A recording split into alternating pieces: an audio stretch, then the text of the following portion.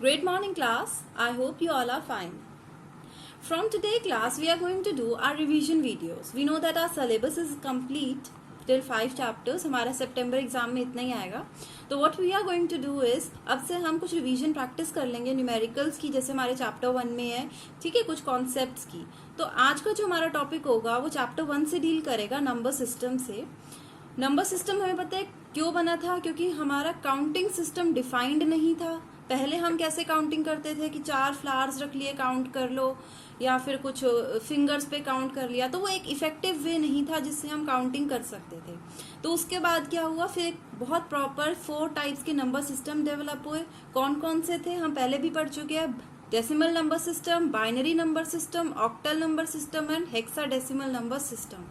आज हम थोड़ी सी न्यूमेरिकल प्रैक्टिस करेंगे कि कैसे हम इन डेसिमल नंबर सिस्टम्स को ऑब्टेन करते हैं और कैसे हम कन्वर्ट कर सकते हैं one decimal number system into another decimal number system. But before going into that detail, उस डिटेल से पहले हम थोड़ा सा इंट्रोडक्शन ले लेते हैं कि हर एक नंबर सिस्टम हमें क्या क्या प्रोवाइड करता है, उसमें था क्या, उसका कॉन्सेप्ट क्या था. तो सबसे पहला जो हमारा नंबर सिस्टम होता है that is your decimal number system. Decimal number system कितने डिजिट्स को कंसिस्ट करता था, हमें पता है कि उसमें होती थी 10 डिजिट्स, 0 to 9. तो क्योंकि इसमें 10 डिजिट्स होती थी तो इसका बेस क्या हो जाता था, 10. जो हमारा सेकेंड नंबर सिस्टम था that is your binary number system.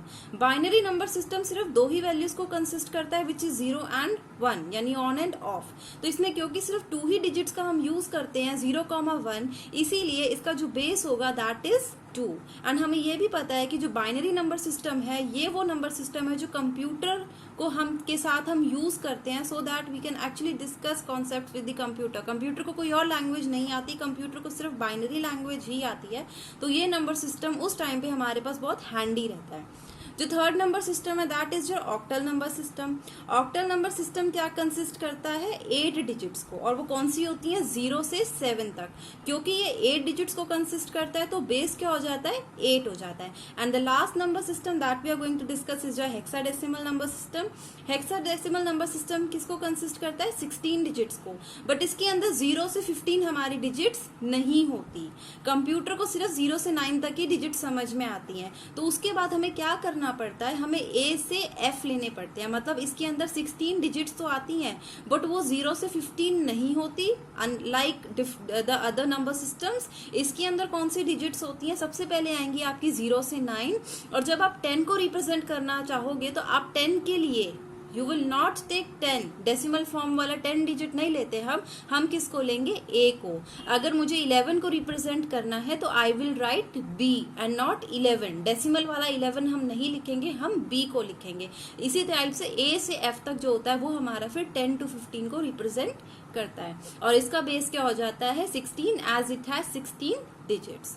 तो class, I hope you are going to understand today's topic. Thank you.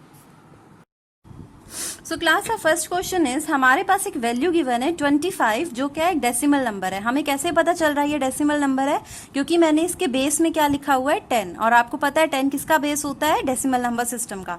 तो मेरे पास एक नंबर है 25 जो क्या है एक डेसिमल नंबर सिस्टम में है.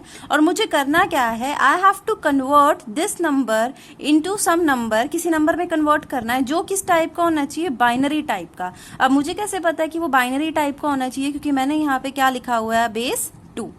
ठीक है. तो जब आपको डेसिमल से बाइनरी में कन्वर्ट करना होता है तो आप क्या करते हो, देखो आपको किसको कन्वर्ट करना है, 25 को.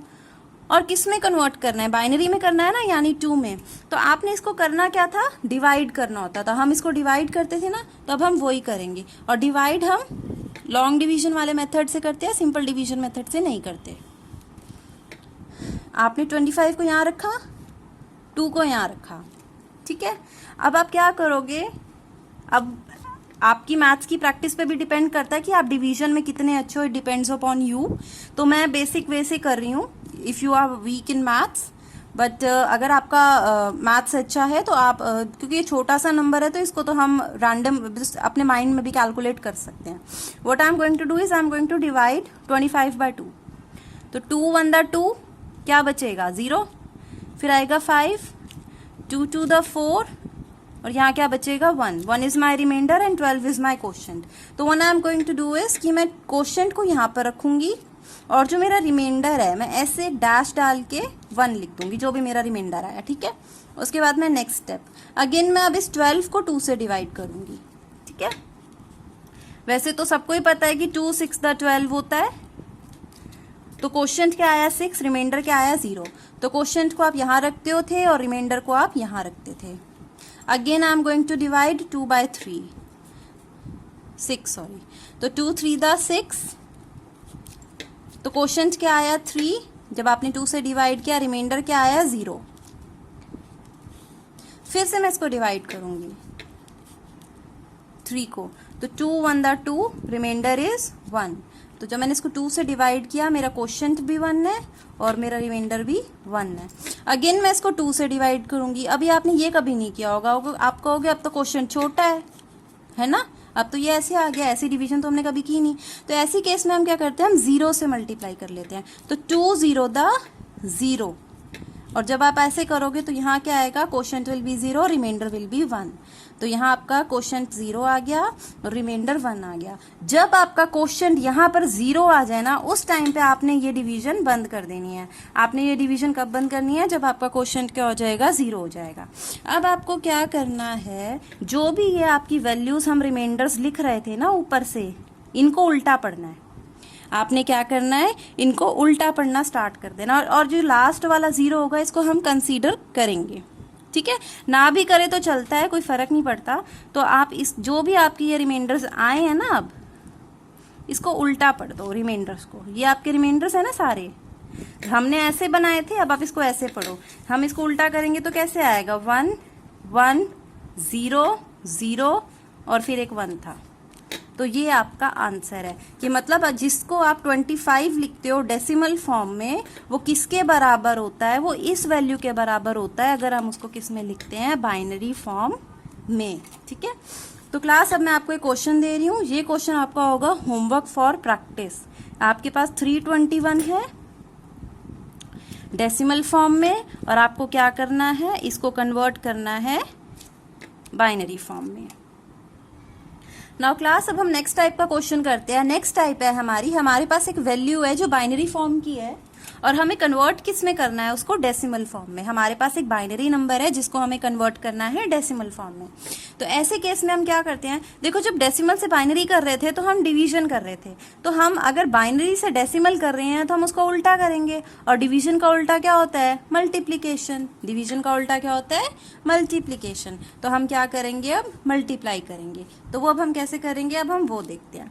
आपके पास ये डिजिट्स है 1001, ठीक है। आपका क्वेश्चन क्या है, 1001। तो इसको करने का तरीका बहुत सिंपल होता है। आपको ये पता है कि मैथ्स में अगर हम इस 1001 को लिखें तो ये हमारी वंस की डिजिट है, ये हमारी टेंस की डिजिट है, ये हमारी 100 की डिजिट है, और ये हमारी 1000 की डिजिट है।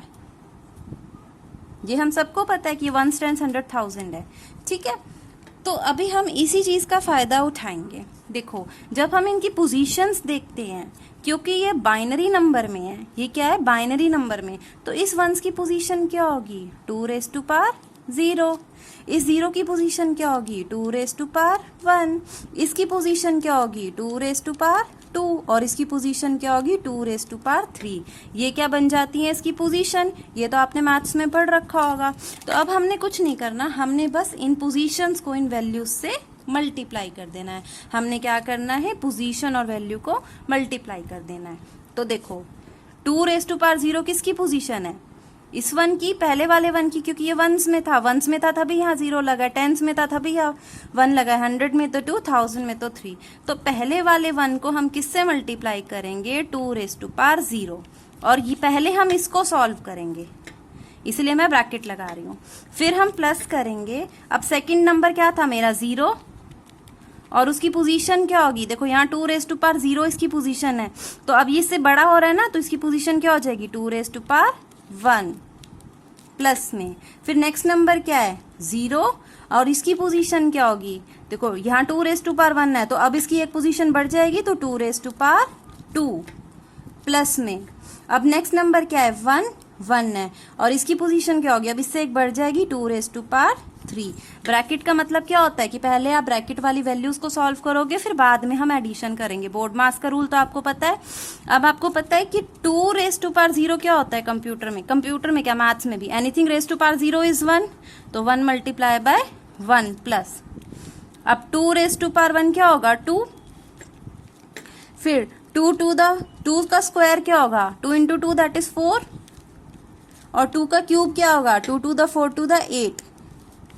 ठीक है, अब देखो 1 इंटू 1 क्या होगा 1, 0 इंटू 2 0, 0 इंटू 4 0, 1 इंटू 8 8, तो 8 प्लस 1 क्या हो जाएगा 9, तो ये 9 बन जाता है किसमें, डेसिमल फॉर्म में।